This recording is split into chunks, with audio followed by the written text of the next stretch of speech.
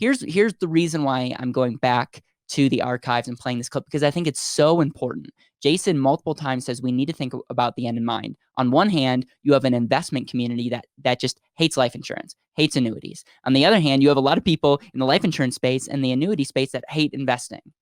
And what if it wasn't an either or? You're even going to see Jason say it shouldn't be an either or, it should be an and. He addresses the 4% rule, and he says, if we can think with the end in mind, why are you investing to begin with? It's usually to create some cash flow in the future.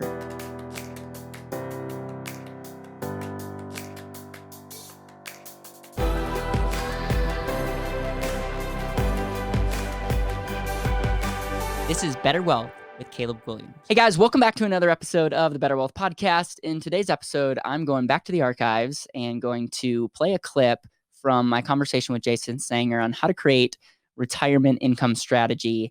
And I'm telling you, I've gotten a ton of feedback from people in the industry, from some of our clients, from people who are just looking for a better way as relates to thinking with the end in mind and maximizing their income. Now, Jason is the founder of a company called Wealth Building Cornerstones. Wealth Building Cornerstones, it has a lot of academic backing. They help a lot of financial advisors, and they're big into education. And I would say their philosophy is all around thinking with the end in mind and maximizing your retirement income. So if you want to learn more about Wealth Building Cornerstones, we'll have a link below to that. And we'll also put a link to our full episode on how to create your retirement income strategy. But here's the reason why I'm going back to the archives and playing this clip, because I think it's so important.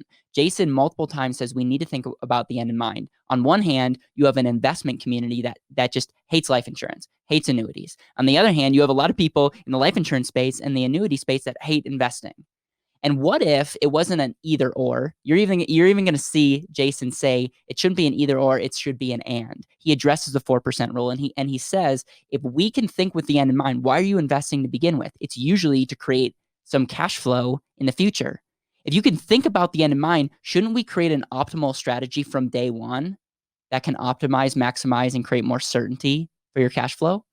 Now, I'm getting excited here because my book is all about helping people grow their money and have control over it through their life. And I think a common question that people get is they're still analyzing it like an investment. And what I need to do a better job is I need to do a better job explaining how life insurance not just grows and can be controlled, which is powerful, but I need to somehow explain how life insurance can show up powerfully in the future as the second economic power. And as you'll see, their trademarked approach of two economic powers of accumulation and distribution, or rate of return and actuarial science, together can be very, very powerful. So without further ado, check out my episode with Jason. If you want to learn more about what we do, you can check out us at betterwealth.com. Or if you want to check out the highlights of some of my favorite podcasts, you can go to betterwealthpodcast.com. And we are just committed to continue to help people figure out their money things so that they can live more intentionally and show up more powerfully. All right. Yeah. So whenever you're talking about whether protection or wealth building and pre-retirement, you really have to take the approach of begin with the purpose in mind. What is the actual objective you're trying to accomplish? And so if we focus on wealth building in pre-retirement, the purpose of all long-term wealth building savings culminates at one point: retirement income creation at the end. It's not for retirement.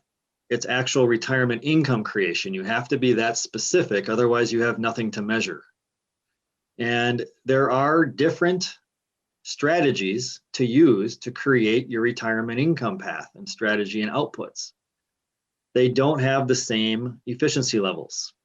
The different strategies are very different in how efficient they are. What do I mean by efficient? I want to get the most retirement income out of the money I've been saving in pre-retirement. So the one that does that, the strategy that does that is the one that is the most efficient. There might be 2 or 3 or 4 other ones that exist, but they're lower down in the hierarchy as to what the output is for the actual creation of the objective later on. And so when you take this begin with a purpose in mind approach and you say, hey, wait a minute, what are we trying to accomplish? It's retirement income. It's retirement income generation. All right, well, the next step you have to take is, well, what methods or strategies exist and how do they work to create retirement income? Because there isn't an infinite amount of ways to do that. There's really globally 4, maybe 5.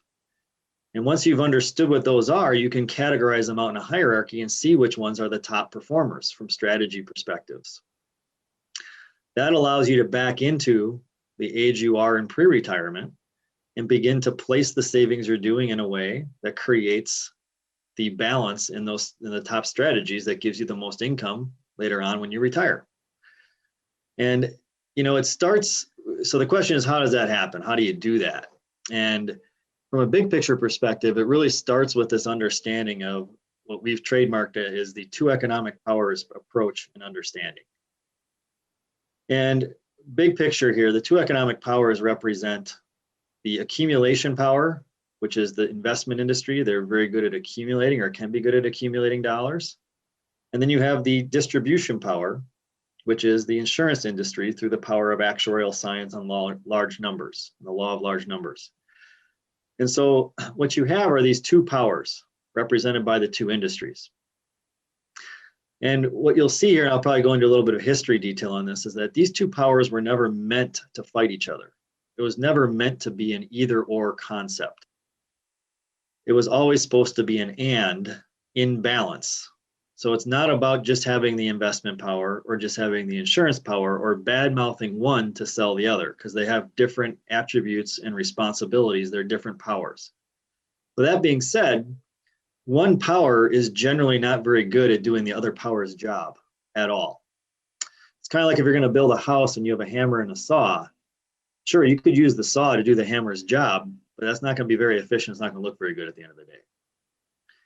And so where does this discussion come into play from a historical sense of understanding? And it really starts by understanding prior to the 1980s, so like pre-1980s. Predominantly in society, we were all a salary plus retirement income society because we were a salary plus pension system. A pension is nothing more than a guaranteed retirement income plan for an employer or employee. So when you predominantly had the vast majority of people having pension plans prior to the 1980s, they had a salary plus a guaranteed retirement income plan. Since the 1980s, what I'll expand on here is people are no longer getting a salary plus retirement income plan. They're getting a salary plus investment plan option that they can fund at their desire, like a defined contribution plan of some sort. So it is not self-completing. It's not an automatic retirement income plan like we had previously. There wasn't hardly any education given to anybody about that and how it worked. And so to really understand how retirement income works from a strategy perspective and different pieces of that, you have to investigate kind of what started it, which are these pension plans, these retirement income plans that were guaranteed prior to the 1980s. And you have to look inside of them and you have to say, what inside of this was creating guaranteed retirement income? How is it being made? And you do have to get a little into the weeds here to understand this. So I'm just going to do that. One, an employer is the one who's responsible to fund the program, to fund the pension plan at a level that will guarantee the retirement income they've been obligated to as a benefit for the employees. The question I would ask everybody is, how do you think they knew how much money they had to put in every year to determine that the retirement income for that employee would be satisfied? Well, to know that, you would have to know two things. You'd have to know the accumulation rate assumption on the assets internally for the growth of money for that employee's earmarked pot until retirement. So we knew what the lump sum might be at retirement that would be earmarked for that employee. But the second major thing you have to know is what is the assumed guaranteed distribution rate for life off of that lump sum that's been earmarked for that employee.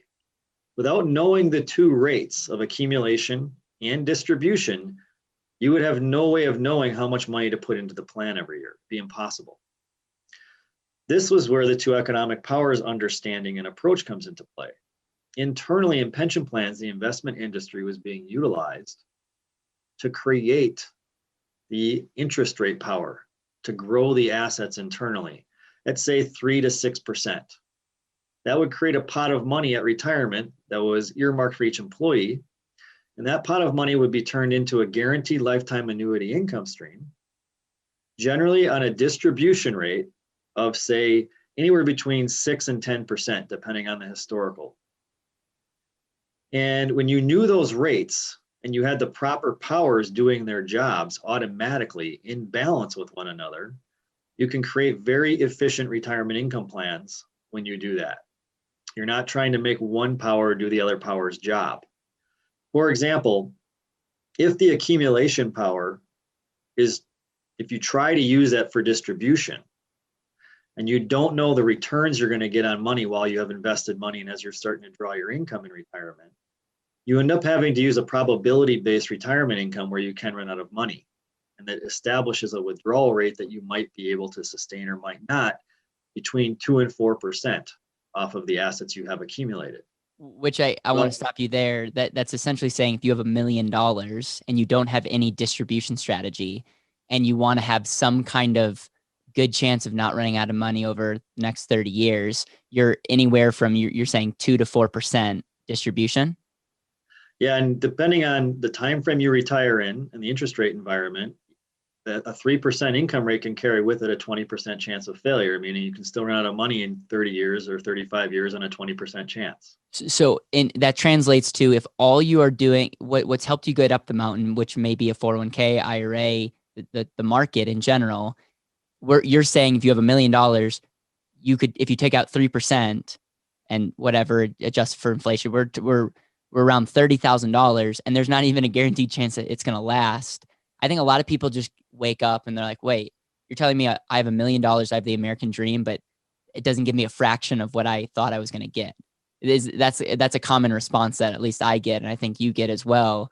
And so what you're saying is you need to not only have a good accumulation, but you need an income distribution strategy as well. Yep. A full retirement income plan actually measures the output, and the output is a function of the accumulation and the distribution. I like that. Not one of them. And the problem with today is since the 1980s and the dawn of the defined contribution plan, as we've moved away from the pension plans that were guaranteed retirement income plans for everybody, is now everybody's only getting by default an investment plan option, meaning it's not even an investment plan unless you fund it, right? So you have to fund it, but you're really only getting one side or one power that is not self-completing for retirement income. And so, like, for example, if I went around the country right now and I said to all the people contributing to 401k plans or 403b plans, I said, first of all, I'd say, hey, do you contribute? They'd all say, yeah. And I say, okay, that's great. Why are you contributing? And they'll say, for retirement. And I'll say, hey, that's awesome. Can you tell me how retirement income streams work? And I'd venture to guess that 98 to 99% of them would look at me completely glazed over without any real ability to give me an economic answer to that question. That's the problem, is we have not educated people on how to actually create retirement income streams. They're blindly saving without any way of knowing how much retirement income they're going to get for the savings they're doing because they haven't studied the methods that actually create retirement income. Every pre-retiree has two questions: how much to save and where to put it. If you're not measuring the output of retirement income generation and comparing that to your current lifestyle, to have a succinct transition from pre-retirement lifestyle to retirement, you won't know till you get there, and you are likely in for a rude awakening as to what it is if you haven't planned ahead of time and done all this math and actually measured it for real and put the two powers together to balance the accumulation and distribution phases. And this is not coincidental that it works, I guess was my next thing I wanted to mention here is we were a salary plus two economic powers system when we had the salary plus pension plans out there. Since the 1980s, everybody's only getting one power by default, which is just the accumulation power. So what's happened is the default path has become to continue to try to use the accumulation power of short-term fluctuating interest that we get in our mutual funds and stocks and bonds to distribute money. But it's very inefficient at it because you can't predict the returns or the sequences of returns you're going to get. And that's problematic when you're trying to set your income rate at the beginning of retirement, not knowing any of that. And that's where the simulations come into play with the 20% chances of failure and so forth. And so all of us are getting this default path now, but we're not really ever being introduced to the concept of understanding distribution, starting with the retirement income generation area first to then back into what we have to be building on both powers sides of the teeter-totter. We call it the two economic powers teeter-totter. On one side, you have your accumulation power. On the other side, you have the distribution power, which is represented by the insurance industry. And you have a 40-year cycle from age 25 to 65, let's say, to rain money savings-wise down on that teeter-totter every year for your retirement income planning.